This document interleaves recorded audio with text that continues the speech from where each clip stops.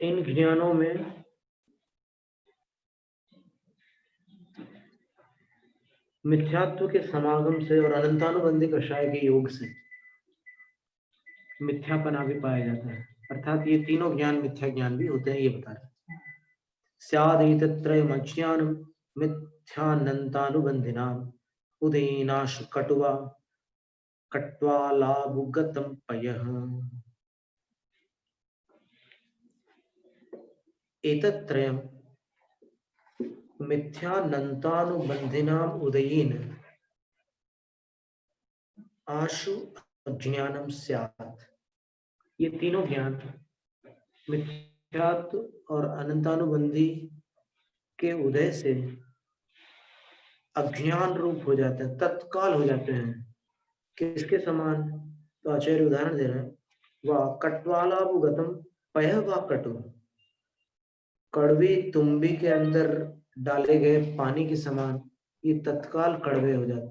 जैसे वो पानी तत्काल कड़वा हो जाता है, वैसे मिथ्यात्व और अनंतानुबंधी के उदय से ये तीनों सम्यक ज्ञान मिथ्या ज्ञान बन जाते हैं।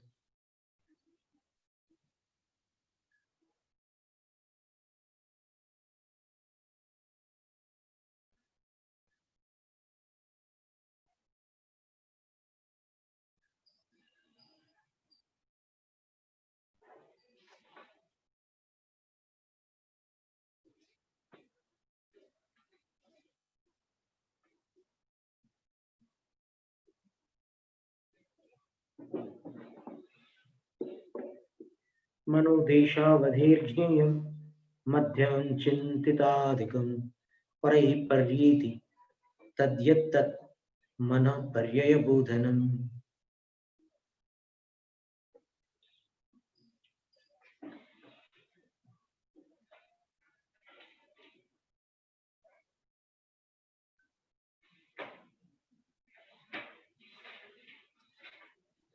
देशावधि का जो मध्यम ज्ञेय होता है,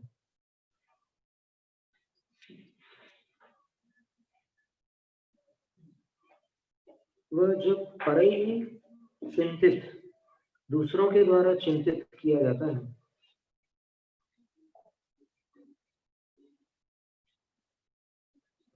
और चिंतित के साथ आदि शब्द है, तो आदि शब्द में अपन चिंतन मनन ये सब ले लेंगे, जो भी मन में कार्य होते हैं वो सब,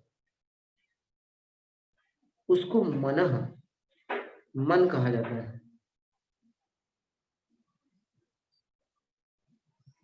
तो उस मन को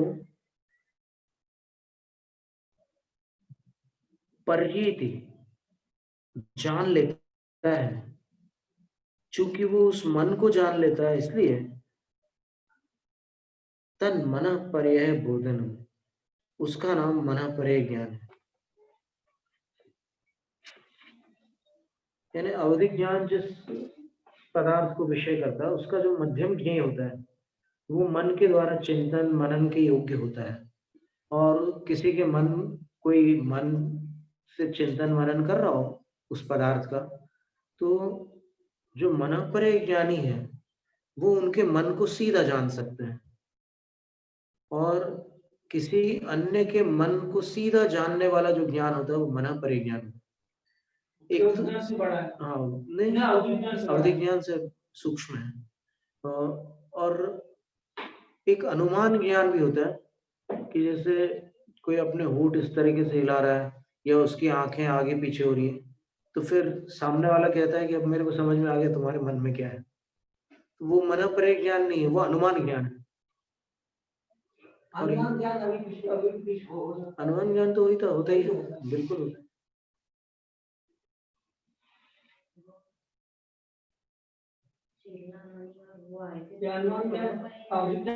छोटा है। हाँ, उनको मना पर्यय ज्ञान था, यशोधर मुनिराज को। हाँ, वो तो अवधि मना पर्यय ज्ञान के धारी थे। अनुमान ज्ञान अवधि ज्ञान से छोटा है। हाँ, अनुमान ज्ञान तो साधन श्रुत ज्ञान है। साधनात् साध्य विज्ञानम अनुमानम, साधन से साध्य का विज्ञान होना अनुमान है। यानी किसी चिन्ह से किसी वस्तु को जान लेना अनुमान है। ऋजु विपुल मति तद्भि दावाद्या त्रिभेदगाः। ऋजु विपुल मति तद् भेदावाद्या त्रिभेदगाः। ऋजुकाय वाक्य चेतो गतार्थ विषयत्वतः। मनोपरि ज्ञान के दो भेद हैं, तद्भेदा तद्भेदौ ऋजु और विपुलमति, और आद्या त्रिभेदगा। ऋजु से संबंध रखने वाले तीन भेद हो जाते हैं, ऋजु काय, ऋजु वचन और ऋजु चेतस अर्थात मन। ऋजुमति के ऐसे तीन भेद हो जाएंगे। फिर विपुलमति का वर्णन करना, ऋज्व ऋजु,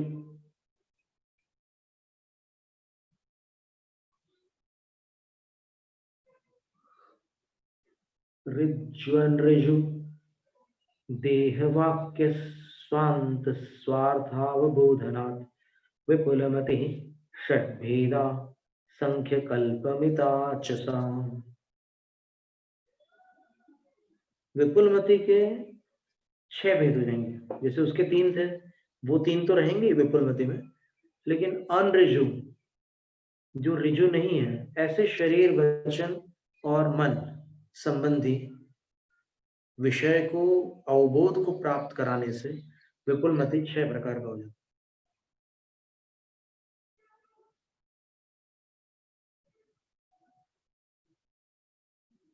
है। और विषय की अपेक्षा से असंख्य कल्पमिता जैसा असंख्य भेद भी हो जाते हैं उसको। कल्प का अर्थ यहाँ पर विकल्प लेना, असंख्य कल्प यानी असंख्य विकल्प, असंख्य भेद हो जाएंगे। मन पर्य विज्ञान वृत्तिवीर्यांतराययोः जातम मंदोदयादेतत् क्षयोपशमिकं ततः। मन पर्य विज्ञान पर आवरण डालने वाला जो ज्ञानावरण कर्म है उसके, और वीर्यांतराय कर्म, इन दोनों के मंदोदयात, मंदोदय का अर्थ देशघाती के उदय से, सर्वघाती तीव्र होता है इसलिए मंदोदय कह रहे हैं। इनके देशघाती संबंधी उदय से जातम जो उत्पन्न होता है, एतत् यह मना पर ज्ञान क्षयोपशमिक होता है, क्योंकि सर्वघाती का अनुदय रहेगा तो वह अनुदय किमात्मक होगा, क्षयोपशम रूप होगा, इसलिए वो क्षयोपशमिक ज्ञान है। इसके उपरांत केवल ज्ञान का वर्णन है। त्रिकालानंत धर्मात्मा नंत वस्तु प्रकाशतम युगपत् केवलं ज्योति कर्णावरणातिगम। तीनों काल संबंधी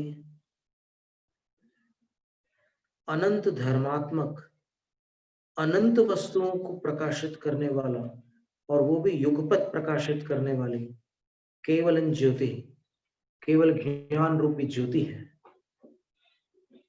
और वह कैसी है? तो कर्णावरणातिगम, इंद्रियों से और आवरणों से अतिक्रांत है, अर्थात परे है। न तो इंद्रियां केवल ज्ञान में अपेक्षित है और न ही ज्ञानावरण का क्षयोपशम आदि का अपेक्षित है। केवली भगवान के पास ये आकृतियां तो है पूरे शरीर की, आंखों की आकृतियां है, कान की आकृति है, नासिका है, मुंह के अंदर जिह्वा भी है और ये पूरी त्वचा भी है, लेकिन कोई काम की नहीं है, क्योंकि इंद्रियावरण का क्षयोपशम नष्ट हो गया और क्षय हो गया, उनका सभी का ज्ञानावरण कर्मों का क्षय हो चुका। तो अब जो उनका ज्ञान है वो इनसे नहीं जान रहा है, जो संरचना हुई इंद्रियों की उनसे उनका ज्ञान कार्य नहीं कर रहा है, उनका ज्ञान सीधा प्रत्यक्ष ज्ञान है। क्षणं प्रत्यक्षरं ज्ञेयैः समं विपरिवर्तते तदेकमुपमातीतं परमानंदमंदिरम।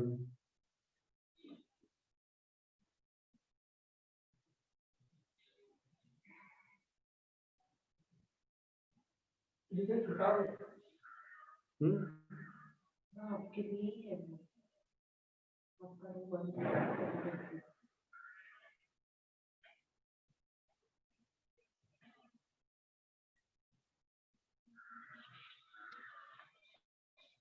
ज्ञान होने के बाद कोई ज्ञान नहीं रहता। हाँ वो तो क्षयिक है ना, और एक ही क्षयिक ज्ञान है। अगर ज्ञानावरण का पूरा क्षय हो गया तो दूसरा बचेगा कहाँ से? अक्षरम कैसा है वह केवल ज्ञान? तो बोले अक्षर यानी क्षरण को प्राप्त नहीं होगा, नष्ट नहीं होगा। और कैसा है? क्षणम प्रति यानी प्रत्येक क्षण ज्ञेय ही समम विपरिवर्तते, सब ज्ञेयों के साथ एक साथ विपरिवर्तते परिणमन करता है। बड़ी सुंदर बात लिखी है। वो केवल ज्ञान जो होता है ना, देखो एक बार केवल ज्ञान हो गया तो तीनों काल तीनों जगह सब कुछ ज्ञान में आ गया, लेकिन ऐसा नहीं है। जानने के साथ साथ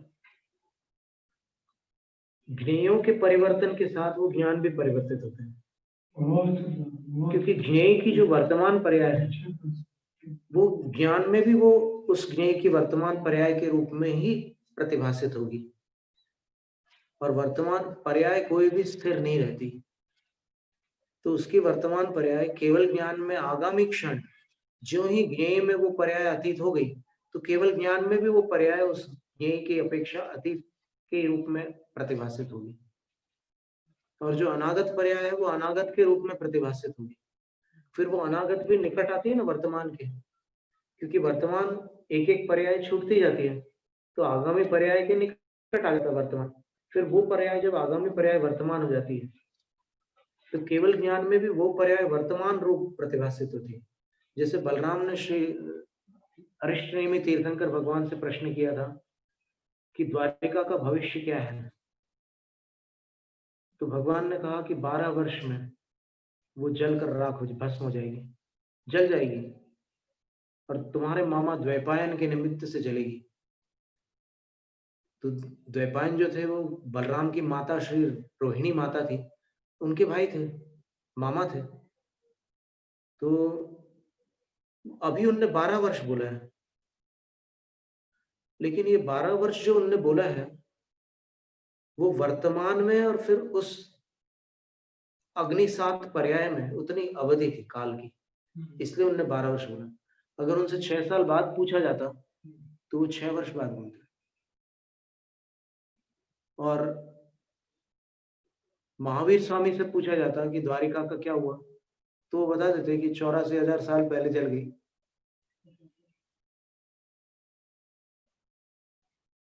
ऐसा रहता है। यानी केवल ज्ञान जो है ना विपरिवर्तित है, बहुत विशेष जानकारी की बात है। केवल ज्ञान के बारे में अपन बहुत कुछ सुनते हैं, पढ़ते हैं, तीनों कालों को जानता है केवल ज्ञान, और वर्तमान जैसा जानता है। प्रवचन सार की 37वीं गाथा में लिखा है कि तत्कालिकेव सब्बे सब भूतानि पज्जयातासिम वर्तन्ते ते ढाणे विशेषतो द्रव्यजालिनम्। द्रव्य समूहों की वे प्रसिद्ध त्रिकालवर्ती पर्याय हैं, भगवान के ज्ञान में वर्तमान के समान प्रतिभासित होती है, लेकिन विशेष दो अलग अलग। ऐसा नहीं कि भूत भविष्य और वर्तमान सब खिचड़ी हो जाए, वहां अलग अलग रहती है लेकिन वर्तमान जैसी दिखती है। जैसे अपने को अपना मुख दर्पण में दिखाई देता है, वैसे भगवान को तीनों काल एक साथ दिखाई देते हैं। उनके ज्ञान रूपी दर्पण में एक साथ तीनों काल की सब पर्याय आ जाती, सब पदार्थों की। और ये साथ में कह रहे हैं कि केवल ज्ञान जो होता है अपरिवर्तनशील नहीं होता, उसमें निरंतर परिवर्तन चलता रहता। सिद्धांत चक्रवर्ती हैं, वीरनंदी आचार्य जो है वो साधारण आचार्य नहीं है। ये कथन सब लोग नहीं कर सकते। केवल ज्ञान के विषय में वो कह रहे हैं कि वो प्रतिक्षण परिवर्तित हो रहा है। इस समय जो वर्तमान पर्याय उनके ज्ञान में है, आगामी समय वो अतीत पर्याय के रूप में हो जाएगा उनके ज्ञान में,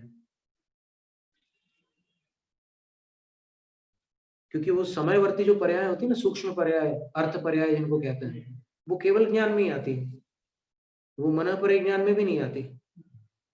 अवधि ज्ञान में भी नहीं आती। केवल ज्ञान के प्रमाण से वो जानी जाती है, वो पर्याय, अर्थ पर्याय। तो वो अर्थ पर्याय तो निरंतर बदल रही है, तो उनके बदलने से केवल ज्ञान भी विपरिवर्तित हो रहा है। ज्ञेय उन ज्ञेयों के साथ में परिवर्तित हो रहा है केवल ज्ञान। और परिवर्तन का प्रमाण क्या है? परिवर्तन का प्रमाण ये है कि जिस समय केवल ज्ञान उत्पन्न हुआ, उस समय जो पदार्थों की वर्तमान पर्याय केवल ज्ञान में थी, वो कालांतर में अतीत पर्याय हो जाती है उन पदार्थों की। और केवल ज्ञान में भी उन पदार्थों की अतीत पर्याय के रूप में ही वो ज्ञान होता है। वो प्रतिभास जो होता है ना, वो अतीत पर्याय के रूप में ही वो पर्याय आती है उनके ज्ञान में। तो इसका अर्थ ये है कि जैसे वस्तु निरंतर प्रवहमान है, वैसे केवल ज्ञान भी, जो केवल ज्ञान का वर्तमान वाला कांटा है, वो वस्तु की वर्तमान पर्याय पर ही रहेगा और कभी भी वो स्थिर नहीं रह सकता। कैसे रह सकता है? जब वर्तमान ही स्थिर नहीं है, अभी जो वर्तमान है वो अगले क्षण भूत हो जाता है, तो वो स्थिति रहती है केवल ज्ञान। तद एकम, वो अद्वितीय है। उपमातीतम, उपमा से अतीत है, कोई उसकी तुलना नहीं है। और कैसा है? परमानंद मंदिरम, परम आनंद का मंदिर केवल ज्ञान। और परम आनंद का मंदिर क्यों है? क्योंकि आनंद को भंग करने वाला राग वहां पर नहीं है, आनंद को भंग करने वाला अज्ञान वहां पर नहीं है। देखो, अज्ञान होने से भी न जानी हुई वस्तुओं की अपेक्षा आकुलता रहती है अंदर, और राग होने से, द्वेष होने से भी आकुलता रहती, क्योंकि वो दोनों इच्छाएं हैं, और इच्छाएं कभी भी सुख रूप नहीं होती। चाहे राग रूप इच्छा हो या द्वेष रूप इच्छा हो, दोनों दुख रूप ही होती है। तो इस केवल ज्ञान जो है परम आनंद का मंदिर।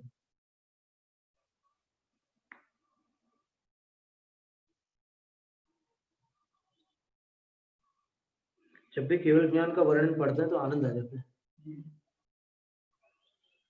अब इसमें लेकिन प्रश्न बहुत आते हैं केवल ज्ञान को लेकर के। उन प्रश्नों पर अपन एक झलक नजर डालें क्या? अगर सबकी उत्कंठा हो तो फिर अपन देख लेते हैं।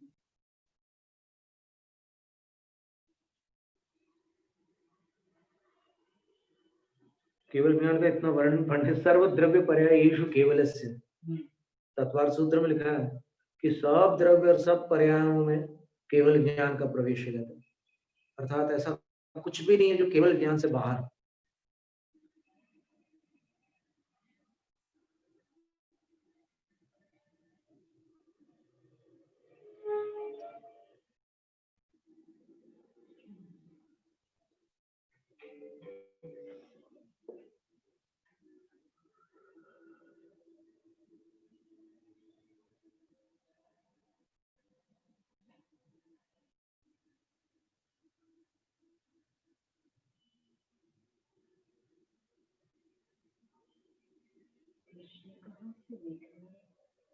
वो हमारे पास लिखे हुए हैं।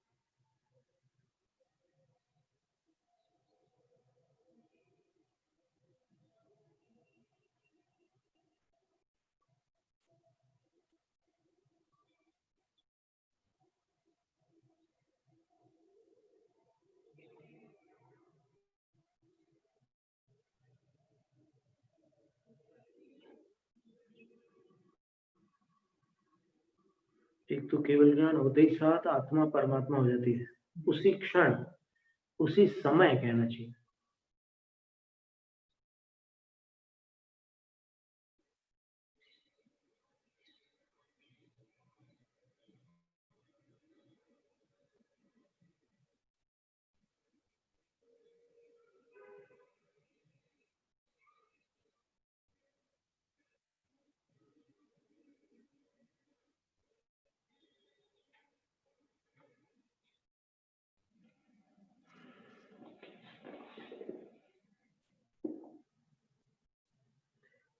जम कम्मम जम कुणे तस्सा भावेन तम्पि संभवी नाना वर्णा भावे नाना नाणवरोह कहम हुई। जो कर्म जिस कार्य को करता है उस कर्म का क्षय होने पर वह कार्य ही समाप्त हो जाता है। जैसे ज्ञानावरण है, वो ज्ञान पर आवरण डालने का कार्य करता है। तो जब ज्ञानावरण का क्षय हो चुका तो ज्ञान निरावरण हो जाता है।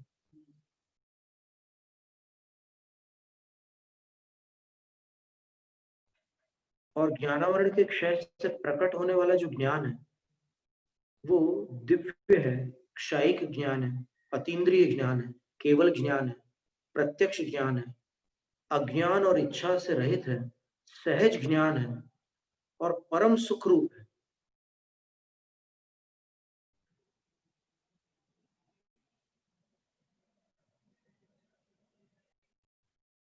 मोह के क्षय से, अंतराय के क्षय से, राग के क्षय से और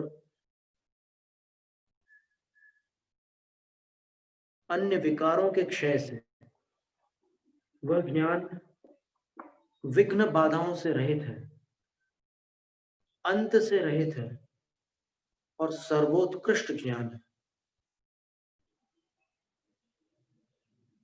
केवल ज्ञानी भगवान एक साथ सबको सब प्रकार से जान लेते हैं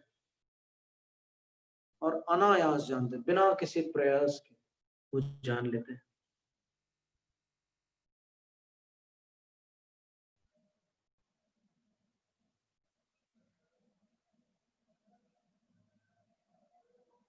यहाँ प्रश्न उठता है, ये प्रश्न देखिए महाराज जी, थोड़ा मजेदार प्रश्न है। केवल ज्ञान त्रिकाल के परिणमन को यदि जान लेता है तो तीनों काल का परिणमन निश्चित हो गया।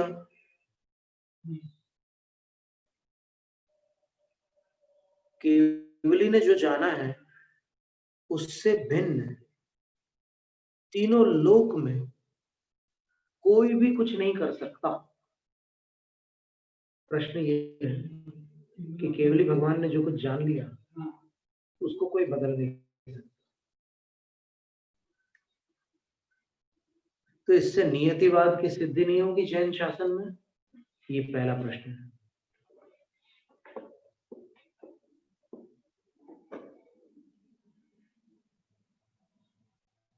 और यदि ऐसा होगा तो केवल ज्ञान के द्वारा क्रमबद्ध पर्याय भी सिद्ध हो जाएंगे।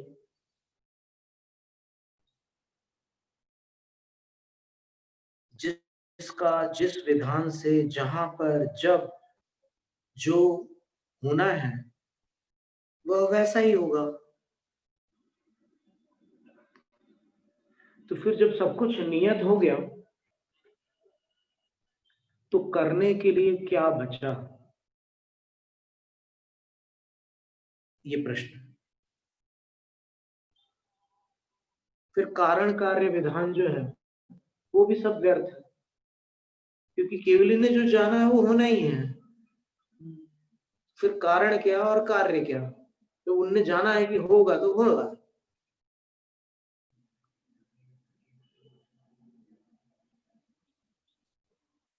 फिर कोई मनुष्य इस जगत में न तो पुण्य कर सकता है न पाप कर सकता, वो वही कर सकता है जो भगवान ने जाना है।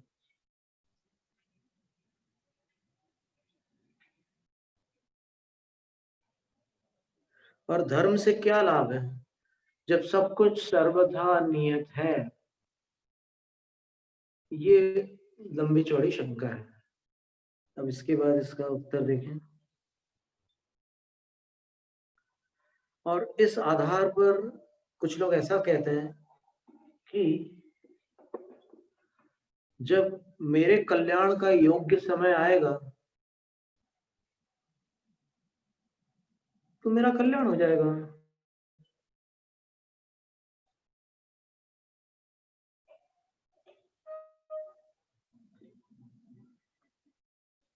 योग्य काल पर मेरा कल्याण हो जाए, अभी से मैं क्यों माथा पच्ची करूं?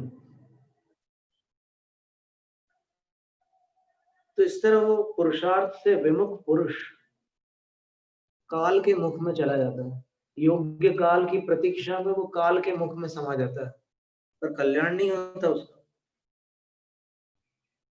अब विशेष बात यह है कि केवल ज्ञान के विषय में एक जानकारी इधर और दी है कि केवली भगवान ने जितनी भी घटनाएं जानी है, उनमें से एक भी घटना बिना कारण के होते हुए नहीं जानी है। उन घटनाओं के कारणों के साथ जाना है केवली भगवान में। और इसीलिए उन्होंने कारण कार्य विधान का उपदेश किया। कार्य कारण पूर्वक होता है, ये उपदेश जिनेंद्र भगवान ने इसीलिए दिया क्योंकि उन्होंने जितना कुछ जाना वो सकारण जाना, अकारण नहीं था वो। जैसे द्वारिका जली तो उन्होंने द्वारिका को जलते हुए देखा, लेकिन साथ में उन्होंने ये भी कहा कैसे जलेगी ये भी बताया, तो जलने का कारण भी उन्होंने बताया। तो उनने हर घटना को कारण सहित जाना है, इसलिए उन कारणों के बिना घटना नहीं हो सकती। हाँ, जब दिव्य ध्वनि के लिए भी ये नियम है कि कोई पूछे तब वो दिव्य ध्वनि कहती है, नहीं तो 4 समय तो वो उनका दिव्य ध्वनि का काल होता है, पर उस समय भी इंद्र या चक्रवर्ती आदि निवेदन करते हैं कि अब आप हमारा भगवान उपदेश कीजिए, तब दिव्य ध्वनि कहते।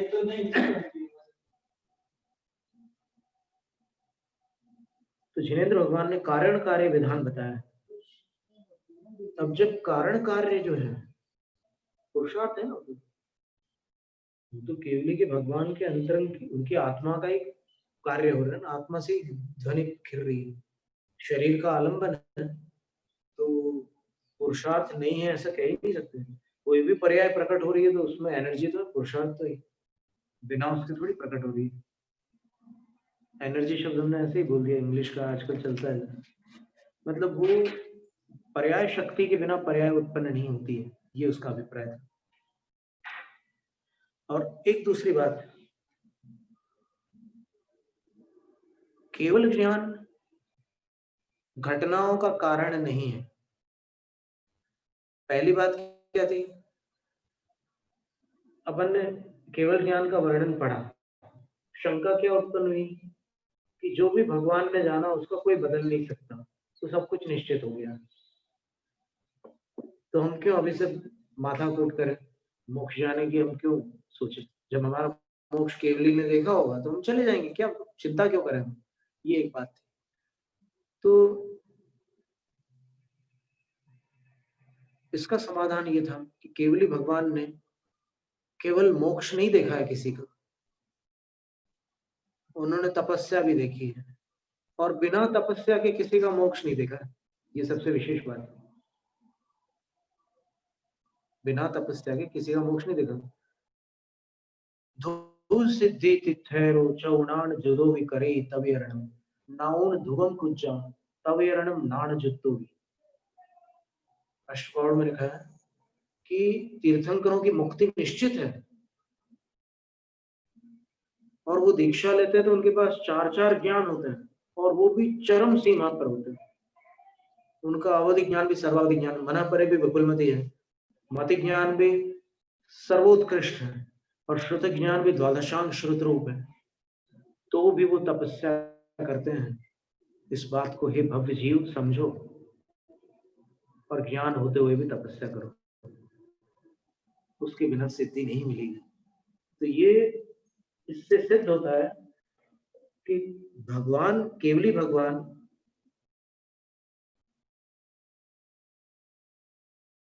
कारणों को भी जानते हैं, इसलिए उन कारणों पर कार्य जिसको इष्ट है वो कारणों पर ध्यान दे, सीधी सी बात है।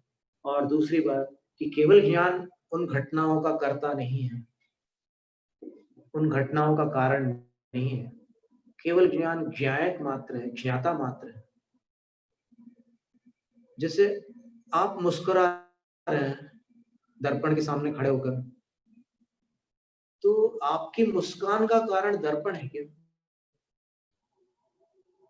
अगर दर्पण मुस्कान का कारण होता तो जितने लोग उदास मुंह वाले हैं उनके सामने दर्पण ले जाओ, सब मुस्कुराने लग जाए। इतने अच्छे से समझ में आता है, पूर्ण दिख रहा है। तो ऐसी बात है,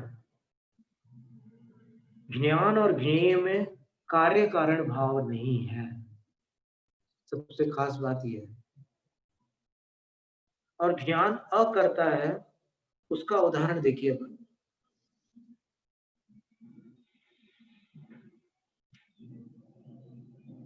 ज्योतिष के बोलने से किसी की मौत नहीं होती, आयु के क्षय से मृत्यु होती है। ज्योतिष तो केवल गणित से उसकी जानकारी निकालता है।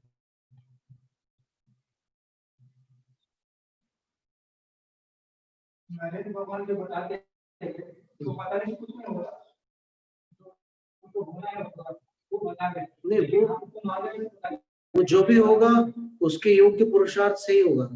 केवली भगवान तो ज्ञायक मात्र, ज्ञाता मात्र है, वो जानकारी देते हैं।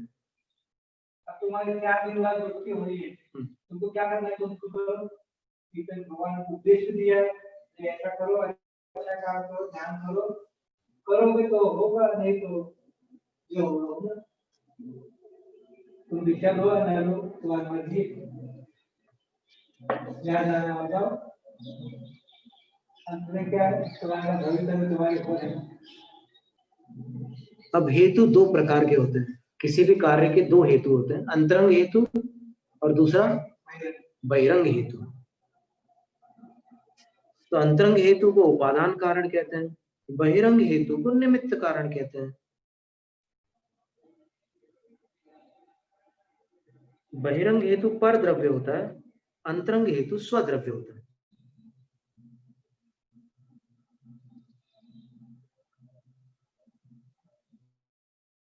भी ये मानेंगे कि नहीं केवली भगवान ने जाना है इसलिए सब कुछ हो रहा है, तो फिर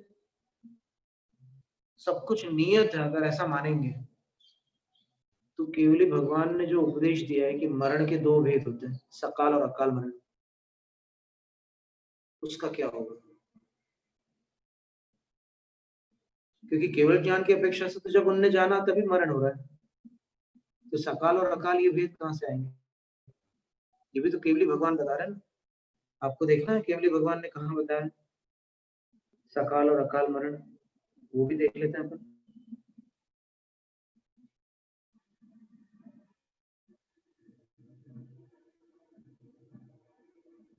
पिछले वर्ष पढ़ा था वो वाक्य,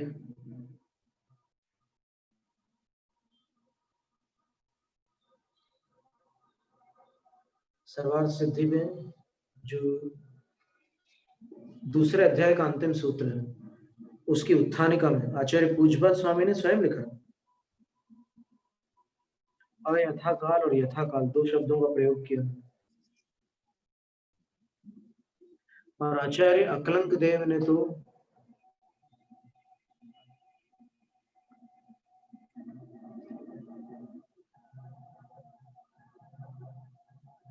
अकाल मृत्यु शब्द का प्रयोग किया, वो हम आपको दिखाना चाहते हैं। और वो अकलंक देव के वचन नहीं है, वो सर्वज्ञ के वचन है। देखिए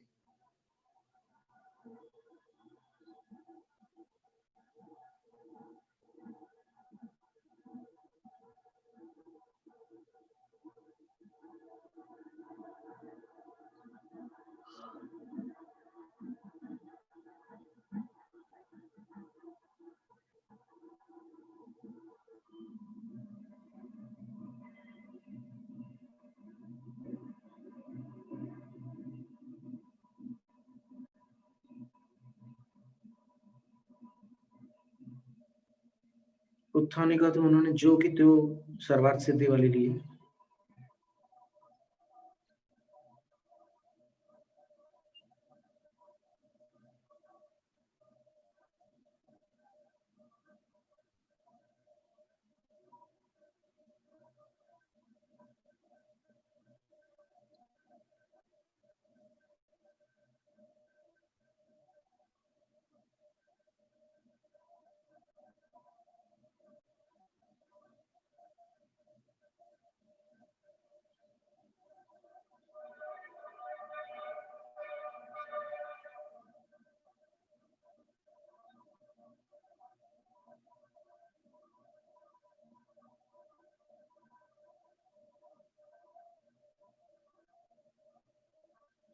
अकाल मृत्यु विदासार्थम रसायनम चोपदिशत्यन्यथा रसायनोपदेशस्य वैयर्थम न वादोस्ति अतः आयुर्वेद सामर्थ्यात् अस्त्य अकाल मृत्यु। क्या सुंदर बात लिखी है कि औषधों का जो उपदेश दिया गया है, रसायनों का जो उपदेश दिया गया है, वो अकाल के लिए दिया गया है। और अगर आप अकाल मृत्यु को अस्वीकार करोगे तो आयुर्वेद का अस्तित्व समाप्त हो जाएगा।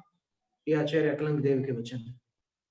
कितनी बड़ी बात कह दी उन्होंने, यानी उन्होंने पुष्टि की है कि अकाल मृत्यु नाम की कोई मृत्यु है।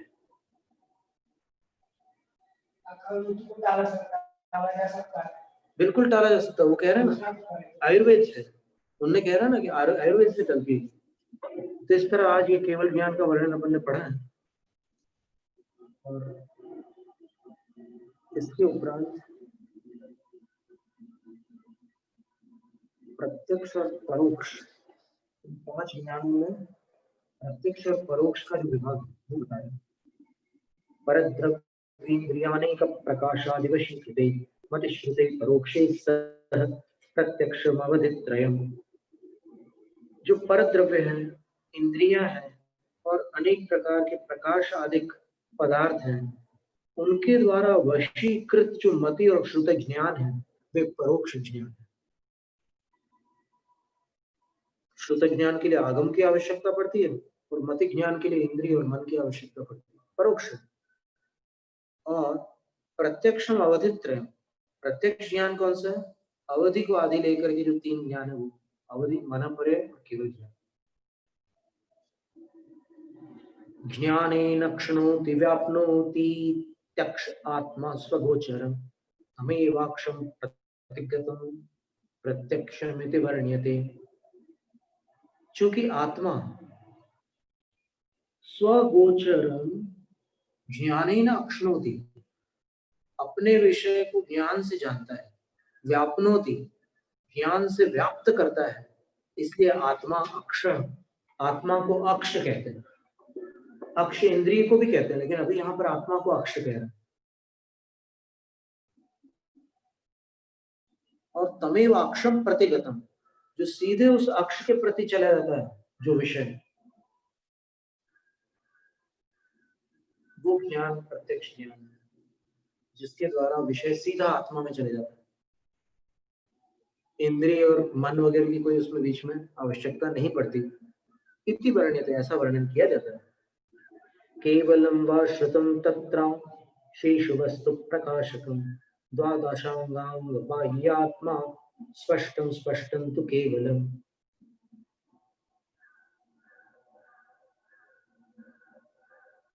केवलम वा श्रुतम, श्रुत ज्ञान जो है वो केवल ज्ञान के समान है। क्यों? क्योंकि अशेष वस्तु प्रकाशकम, जिस प्रकार केवल ज्ञान सबको प्रकाशित करता है, वैसे ही श्रुत ज्ञान अर्थात आगम ज्ञान सबको प्रकाशित करता है। फिर अंतर क्या रहा? तो बोलते हैं कि द्वादशांग अंग बाह्यात्मा स्पष्टम, वो द्वादशांग और अंग बाह्य रूप जो श्रुत ज्ञान है वो अस्पष्ट है, अर्थात शब्दों के आधार पर उसको समझना पड़ता है। लेकिन स्पष्टम तो केवलम, किंतु तू यानी किंतु केवल ज्ञान स्पष्ट है, सीधा सीधा जान लेता है, उसमें शब्दों का आलंबन नहीं लेना पड़ता। बस परोक्ष और प्रत्यक्ष का भेद है।